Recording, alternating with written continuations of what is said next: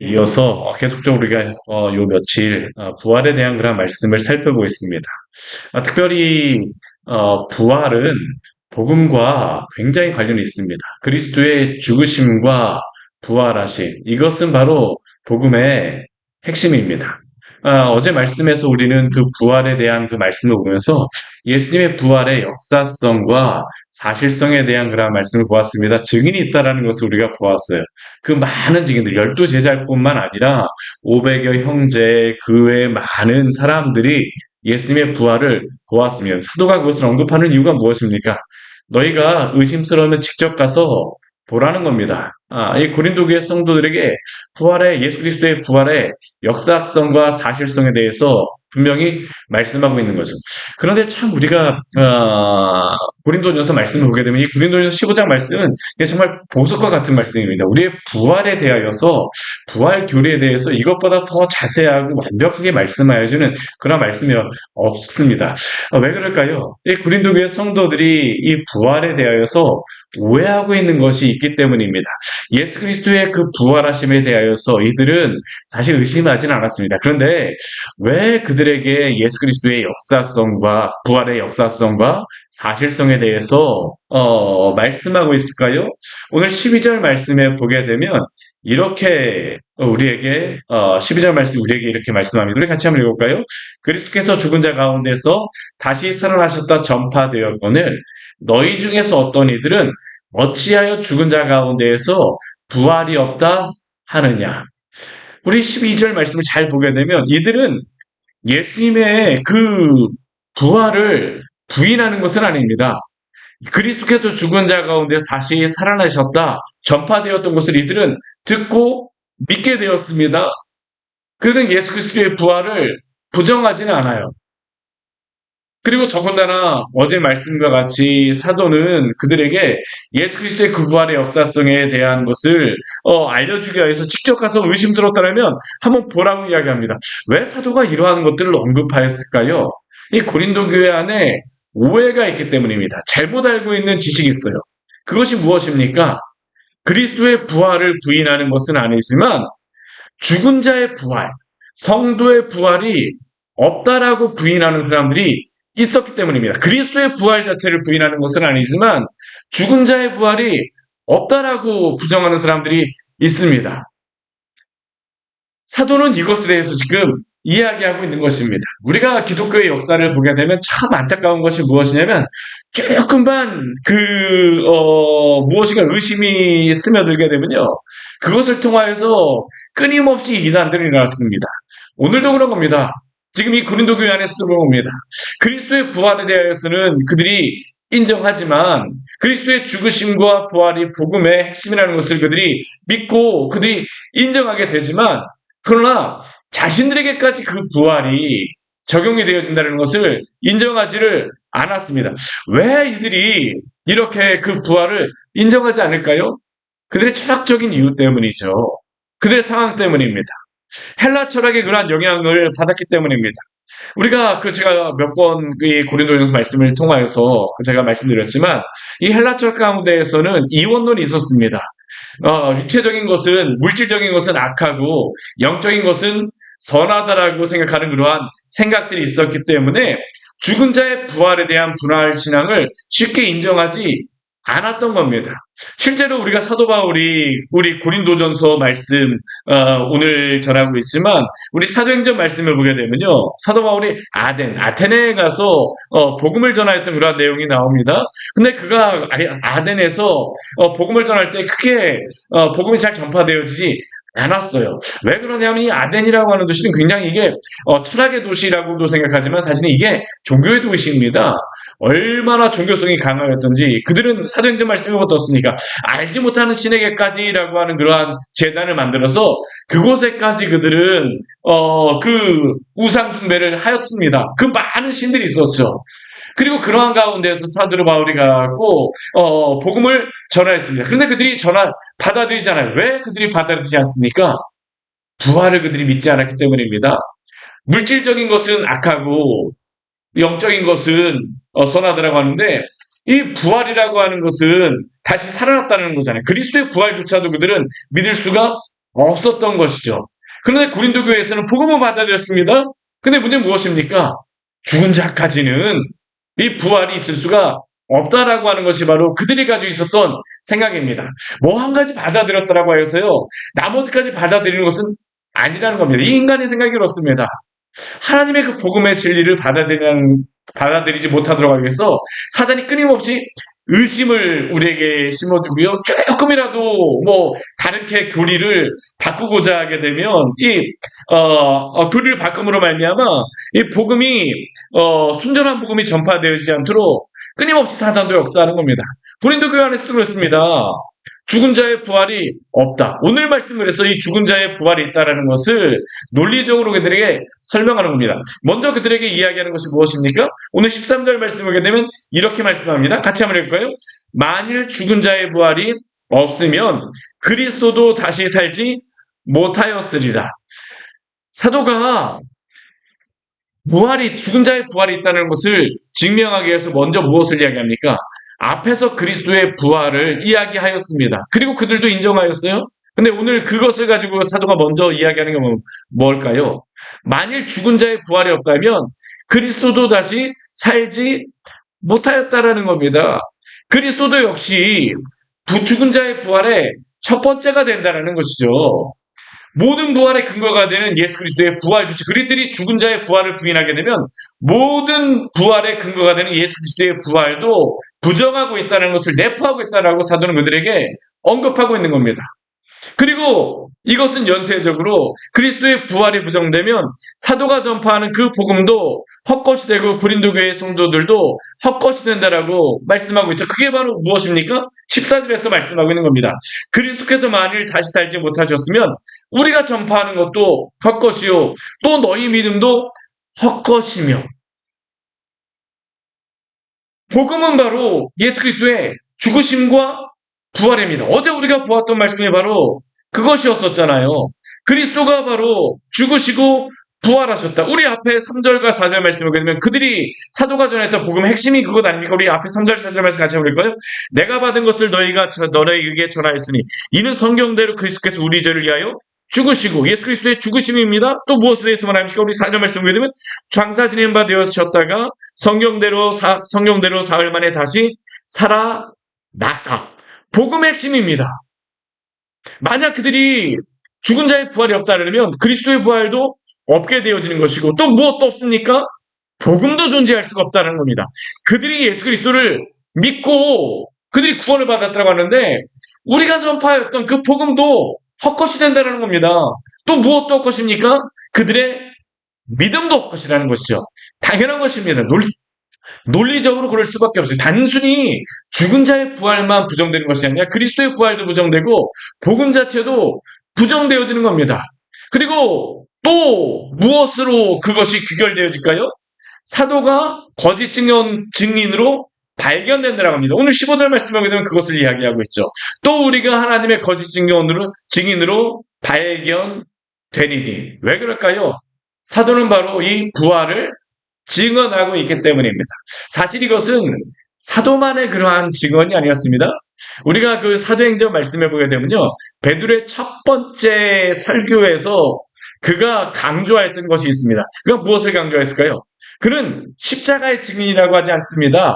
무엇의 증인이라고 그는 고백하냐면요, 부활의 증인이라고 합니다. 물론 그 앞에 십자가에 대한 말씀을 하지만 그가 증인에 대해서 이야기할 때는 사도행전 2장 32절 말씀을 보게 되면 이렇게 말씀합니다. 이 예수를 하나님이 살리신지라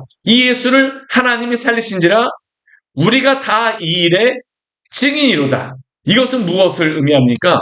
사도 베드로도 자신이 부활의 증인이라는 것을 그가 전파하였습니다.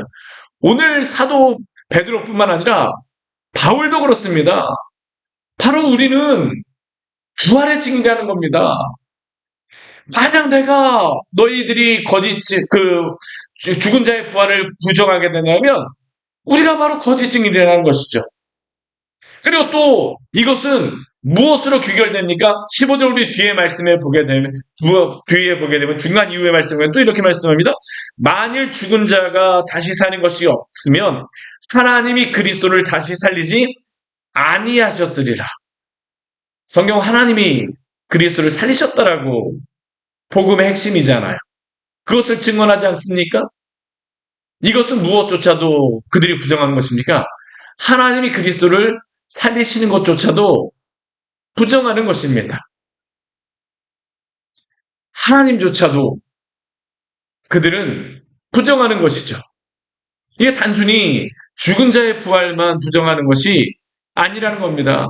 하나님조차도 더군다나 하나님께서 구약 성경에 보게 되면 우리 시편 16편이라던가 요나서 3장 요나서의 그런 말씀 보게 되면 부활에 대한 것에 대한 예표의 그러한 말씀이라고 할 수 있는데 구약에서 하나님이 이것을 증거라 기록하게 하셨다면 하나님 부활에 대해서 말씀하신 겁니다. 그러면 그리스도가 다시 사신 것을 하나님이 하셨는데 이것조차도 그들이 보장하는 하나님조차도 거짓말장애로 만드는 것 아닙니까? 엄청난 죄라는 것이죠. 단순히 그들이 죽은 자의 부활만 부인하는 것이 아닙니다. 그리고 또 이것은 무엇으로 나타납니까? 그리스도 우리 16절 말씀을 보게 되면 그리스도도 다시 사신 것이 없었을 것이며 그들의 믿음도 헛되며 또한 그들은 여전히 죄 가운데에 있다라고 이야기합니다. 그들의 죄가 용서를 받을 수가 없습니다. 왜요?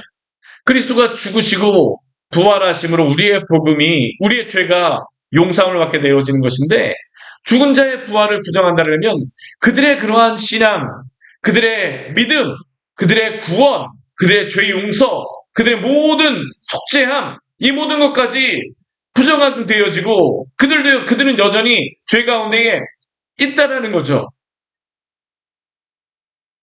이것은 단순히 죽은 자의 부활이 부정되어지는 것뿐만 아니라 잠자는 자도 망하게 되는 것이고요. 그들이 아무리 예수 그리스도를 믿었다 할지라도요. 죽은 자는 어떻습니까? 그냥 거기서 끝나는 것이죠.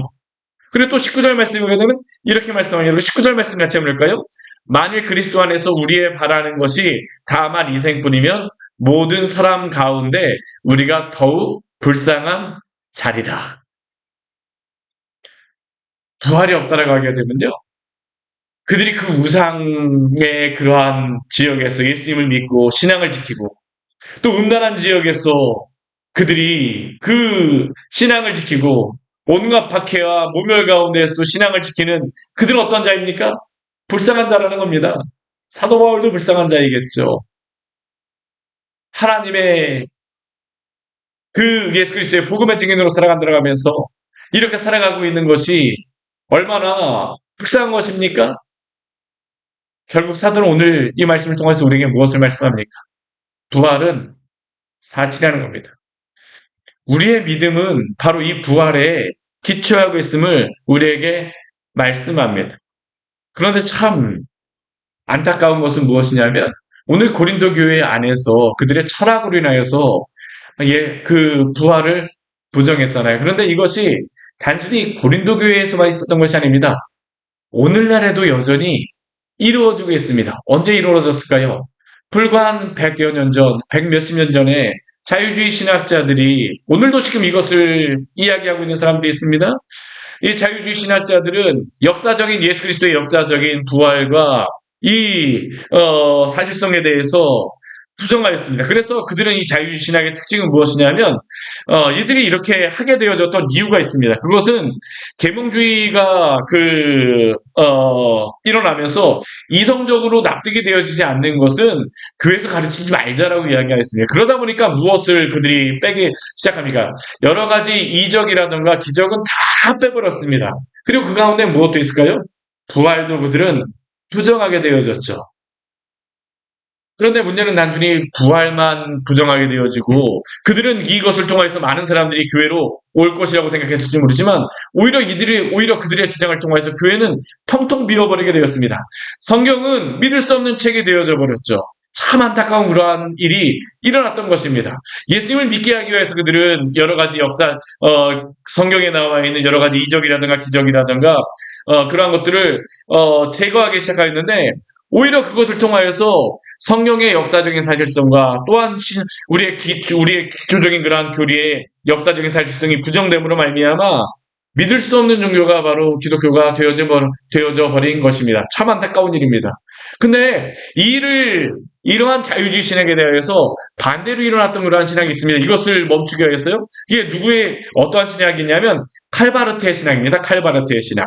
이 자유주의 신학으로부터 성경의 진리의 역사성을 지키기 위하여서 20세기 초에 일어난 유명한 신학자죠. 칼바르트라고 하는 그런 신학자가 있었습니다. 보통 그의 신학을 신정통주의 신학이라고 부르곤 하는데 이런 자유주의 신학으로부터 성경의 진리를 지켜내었다라고 하는 게 바로 이 신정통주의라고 사람들은 이야기하곤 합니다. 그런데 이렇게 바르트가 자유주의 신학으로부터 성경의 말씀을 지켜낸 방법이 중요한데요. 그는 하나님의 말씀은 설교자를 통하여 선포되어질 때에 그것이 하나님의 말씀이 된다라고 주장을 했습니다. 이게 왜